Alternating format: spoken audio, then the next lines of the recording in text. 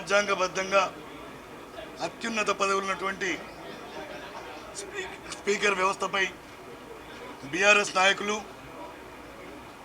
అదేవిధంగా మాజీ మంత్రి జగదీష్ రెడ్డి గారు స్పీకర్ మీద అనుచిత వ్యాఖ్యల్ని కాంగ్రెస్ పార్టీ శాసనసభాపక్షం తీవ్రంగా ఖండిస్తుంది.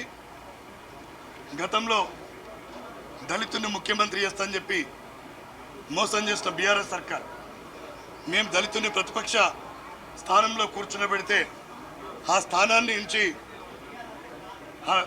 ఆ చైర్లు లాక్కున్నటువంటి బీఆర్ఎస్ ప్రభుత్వం ఇలా దళితుల్ని అత్యున్నతమైనటువంటి స్పీకర్ పదవిలో కూర్చునబెట్టినందుకు ఓర్వలేక స్పీకర్ వ్యవస్థ మీద దాడి చేసడాన్ని తీవ్రంగా ఖండిస్తున్నాం.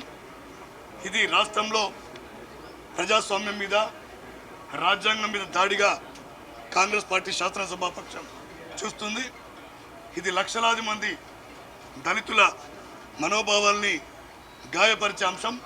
తక్షణమే జగదీష్ రెడ్డి గారిని గతంలో సంపత్ కుమార్, కోమటిరెడ్డి వెంకటరెడ్డి మీద ఏ విధంగా అయితే అనర్హత వేటు వేసిందో అదేవిధంగా జగదీష్ రెడ్డి గారి మీద కూడా తక్షణమే అనర్హత వేటు వేయాలని చెప్పి మేము డిమాండ్ చేస్తున్నాం. Thank you. అదేనా వ్యక్తిగత విజ్ఞతకు వదిలేస్తున్నాం. ప్రజల చేత ఎన్నుకోబడ్డటువంటి నాయకుడు శాసనసభకు రాకుండా ఇలా ఫామ్ హౌస్లో ఉండడం ఎంతవరకు సమంజసం?